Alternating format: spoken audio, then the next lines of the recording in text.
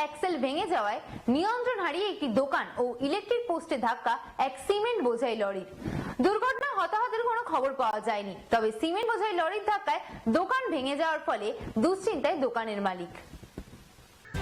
কুলপিতে জাতীয় সড়কের ওপর নিয়ন্ত্রণ হারিয়ে একটি সিমেন্ট বোঝাই লরি ঢুকে যায় দোকানের মধ্যে। কুলপি থানার অন্তর্গত নিশ্চিন্তপুর বাজার এলাকায় একটি সিমেন্ট বোঝাই লরির সামনের চাকার এক্সেল ভেঙে গিয়ে নিয়ন্ত্রণ হারিয়ে দোকানের মধ্যে ঢুকে যায়। আজ ভোর 5:30টা নাগাদ 117 নম্বর জাতীয় সড়কের ওপর নিশ্চিন্তপুর বাজার এলাকায় ঢোকার মুখে এই পথ দুর্ঘটনাটি ঘটে। গাড়িটি ডায়মন্ড হারবারের দিক থেকে কাকদ্বীপে যাওয়ার পথে গাড়ির সামনের অংশের এক্সেল ভেঙে গিয়ে একটি দোকানে এবং ইলেকট্রিক পোস্টে ধাক্কা মারে। এর ফলে বড় ধরনের পথ দুর্ঘটনার হাত থেকে গাড়ি চালক এবং খালাসি বেঁচে যায়। দুর্ঘটনা ঘটার স্থান থেকে গাড়ির ড্রাইভার এবং খালাসি উভয়ে গাড়ি রেখে পালিয়ে যায়। কিন্তু বর্তমানে যে দোকানটি ভেঙে গিয়েছে সেই দোকানের মালিক একজন বিধবা মহিলা প্রতিমা হালদার। তিনি ছোট ছোট 4টে মেয়েকে নিয়ে সংসার চালান। এই দোকানের ওপর জীবিকা নির্বাহ করে 4টি মেয়েকে নিয়ে সংসার চালাচ্ছেন। হঠাৎ করে এই ভয়াবহ পথ দুর্ঘটনার ফলে দোকানটি ভেঙে যাওয়ায় দিশাহারা হয়ে পড়েছেন ওই বিধবা মহিলা। তিনি সবার কাছে অনুরোধ করেছেন যাতে কোনো প্রকার কিছু সাহায্য করলে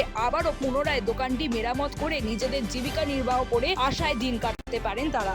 সকালবেলা আমি যখন ঘুম থেকে উঠি তখন এই মুহূর্তে আমার কাছে একটা ফোন যায় যে আমার দোকানের সামনে এরকম একটা গাড়ি এসে অ্যাক্সেল কেটে গিয়ে অ্যাক্সিডেন্ট হয়ে গেছে।